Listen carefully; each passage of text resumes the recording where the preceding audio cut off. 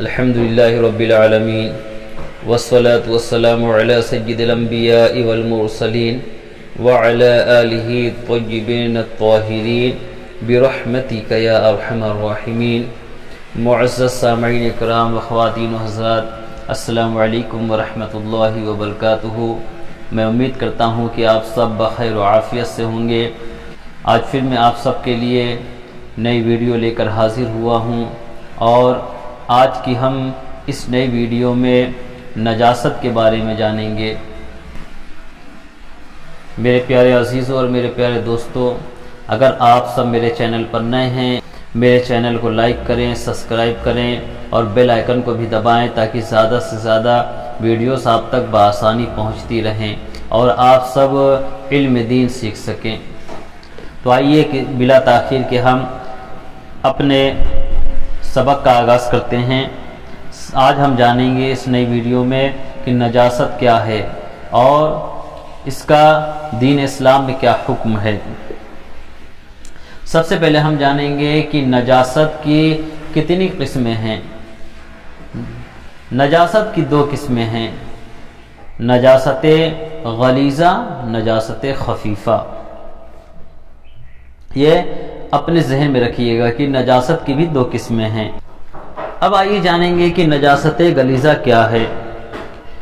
انسان کے بدن سے ایسی چیز نکلے کہ اس سے وضو یا غسل واجب ہو جاتا ہو تو وہ نجاست غلیظہ ہے، جیسے پاخانہ، پیشاب، بہتا خون، پیپ، منہ بھر قے اور دختی آنکھ کا پانی وغیرہ، اور حرام چوپائے جیسے کتا، شیر، لومڑی، بلی، چوہا، گدھا، کھچر، ہاتھی اور سور وغیرہ کا پاخانہ پیشاب، اور گھوڑے کی لید اور ہر حلال چوپائے کا پاخانہ جیسے گائے بھینس کا گوبر، جیسے گائے بھینس کا بر، بکری اور اونٹ کی مینگنی، مرغی اور بطخ کی پیٹ یعنی نجاست، ہاتھی کی سوڑ کی رطوبت اور شیر، کتے وغیرہ درندے چوپایوں کا لعاب، یہ سب نجاست غلیظہ ہے۔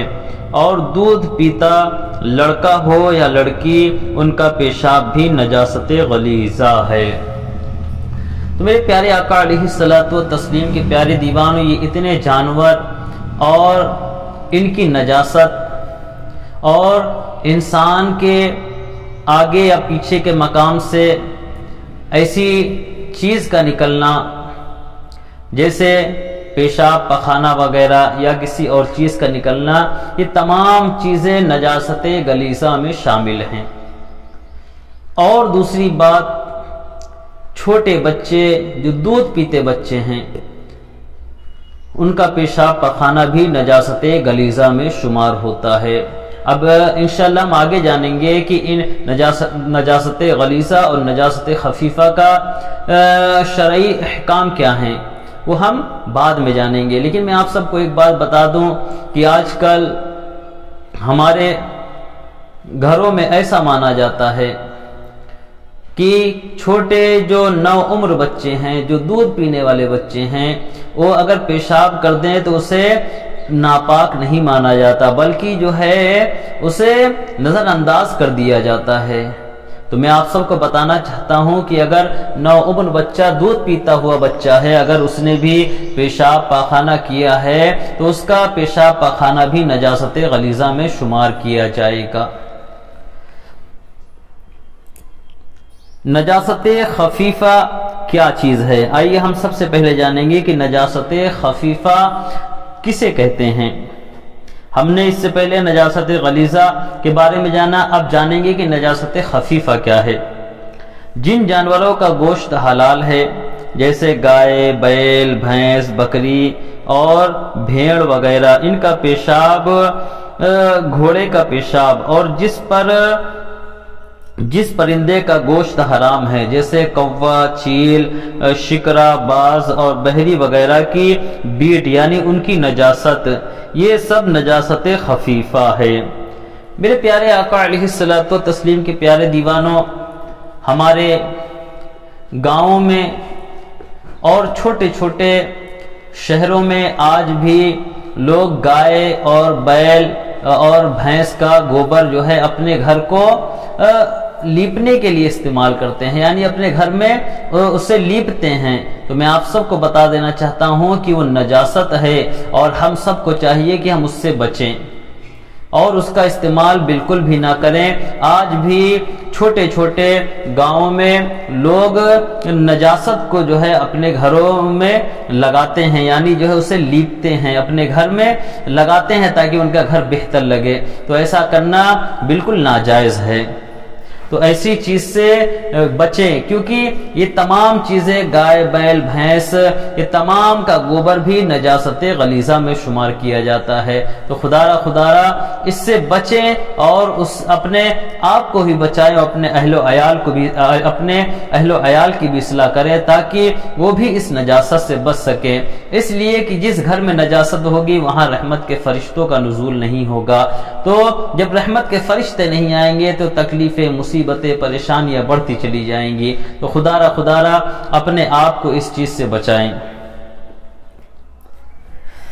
اگر نجاست غلیظہ بدن یا کپڑے پر لگ جائے تو کیا حکم ہے؟ ہم نے نجاست غلیظہ کے بارے میں جانا اور نجاست خفیفہ کے بارے میں۔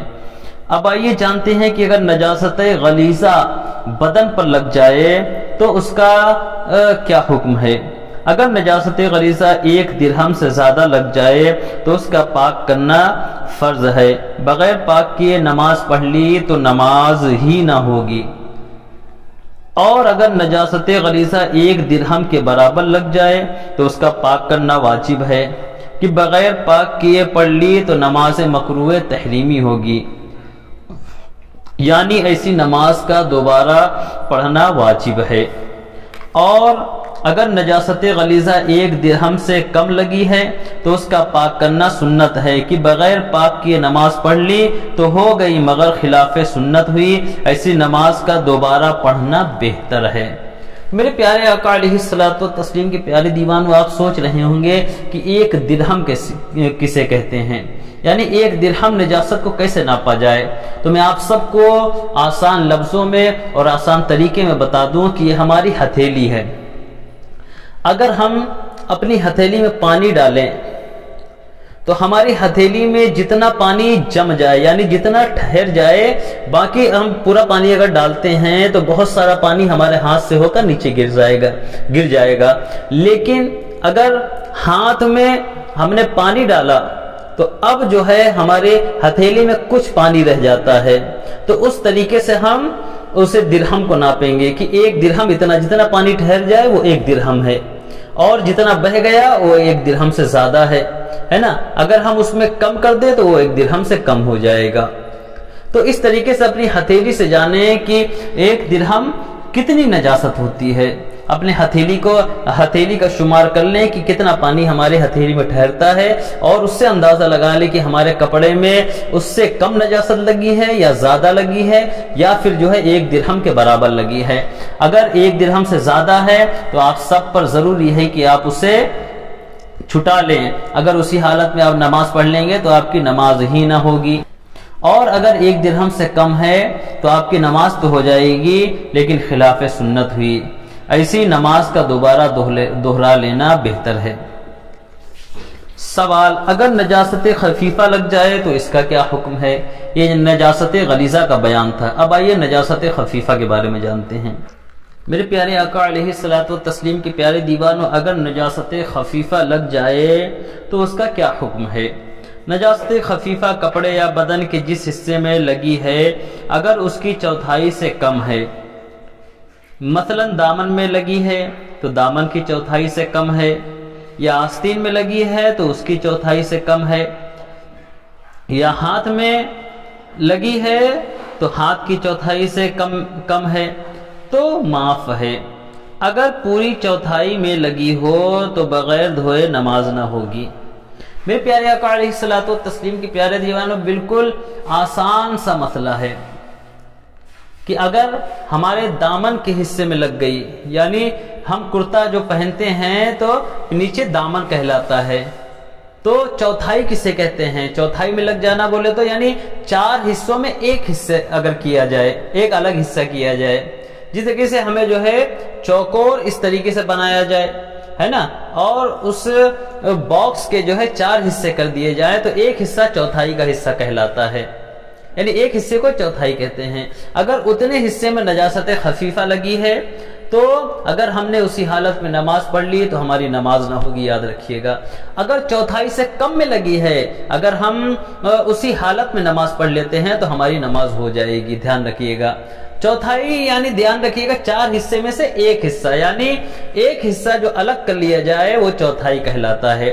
اگر اس سے کم لگی ہے تو چھٹا لینا سنت ہے، اور اگر ہم نے نہیں چھٹایا، اگر اسی حالت ہم نے نماز پڑھ لی تو ہماری نماز ہو جائے گی، ٹھیک ہے، ہمیں نماز دہرانے کی بھی ضرورت نہیں ہے۔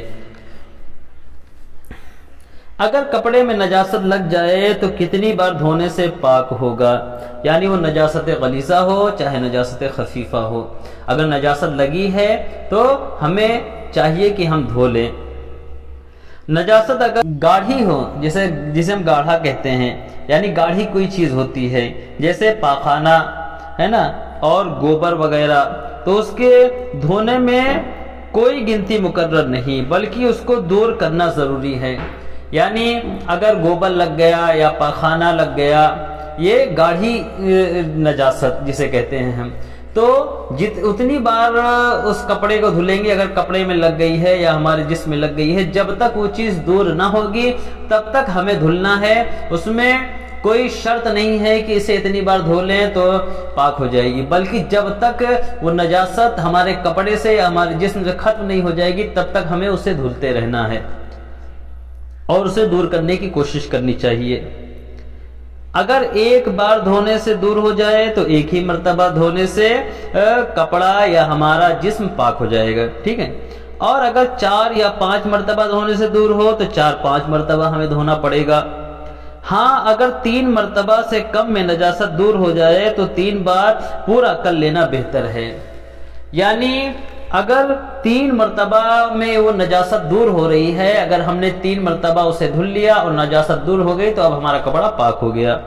اور اگر نجاست پتلی ہو، دیکھیے یہ گاڑھی نجاست کا حکم تھا، اب آئیے پتلی نجاست کے بارے میں جانتے ہیں۔ جیسے پیشاب وغیرہ کو 3 مرتبہ دھونے اور 3 مرتبہ قوت کے ساتھ نچوڑنے سے کپڑا پاک ہو جائے گا، پتلی نجاست کہتے ہیں۔ اگر وہ لگ جائے تو ہمیں چاہیے کہ ہم اسے 3 مرتبہ دھلیں، 1 مرتبہ دھلیں اور پوری طاقت سے اسے نچوڑیں اس کپڑے کو، اگر کپڑے میں لگی ہے۔ پھر دوبارہ اس کپڑے کو پانی میں ڈالیں، دوسرے نئے پانی میں، اسی پانی میں نہ ڈالیے گا، دوسرے نئے پانی میں ڈال کر اسے پوری طاقت سے نچوڑیے گا، اور پھر تیسری مرتبہ اسے پانی میں ڈال کر، دوسرے نئے پانی میں ڈال کر اسے پوری طاقت سے نچوڑیں، تو اب جو ہے ہمارا وہ کپڑا جو ہے پاک ہو جائے گا۔